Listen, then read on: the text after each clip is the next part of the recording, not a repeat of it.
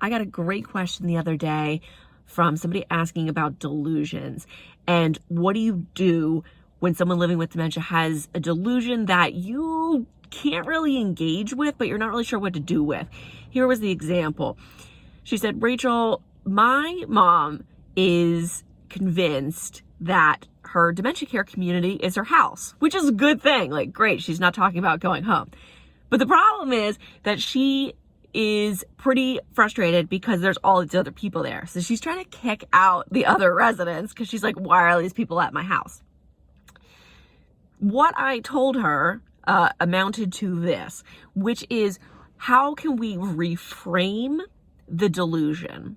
We're not going to be able to get rid of somebody's delusion. We're not going to be able to fix the delusion that somebody has and say, well, that's not true and here's the real truth. We're not going to be able to do that, right?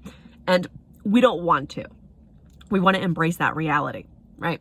So when we're doing this, we're embracing somebody's reality, we want to find where their reality is, take the trip with them there, and be able to make sure that they end up with a positive feeling about whatever the delusion, the challenge is that they're having.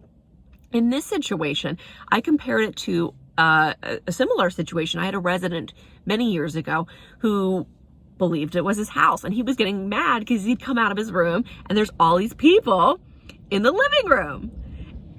So what I did was I went to him and I said, oh, I'm so sorry. I invited all these friends over because I thought that you would want to have people over for dinner. I guess I shouldn't have done that.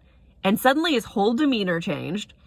And he said, well, I think that's okay. That's nice of you. That's good of you to bring all these people over. We'll have dinner for them. So he went out into the living room and he said, hey, everybody, welcome to my house. We're going to be having dinner. Come to the dining room. Reframe the delusion. And that was exactly the advice that I gave to this woman. I said, you're not going to be able to convince your mom that this isn't her house. And frankly, we don't want to do that anyway. Can we put it in a way to her that we've made her feel like it was her idea, or rather it was our idea to invite all these people over, and that she's kind enough to have dinner for everybody. We'll prep the dinner. We'll do all the work. But thank you so much for having all these people over. Thanks so much for being such a wonderful host. When someone is having a delusion and we cannot solve the delusion, we can't fix the delusion, how can we engage in it enough that we're able to leave them with a positive feeling and, at least for the most part, solve it the best that we can? Thanks for tuning in. Be sure to subscribe and like my videos. Thanks.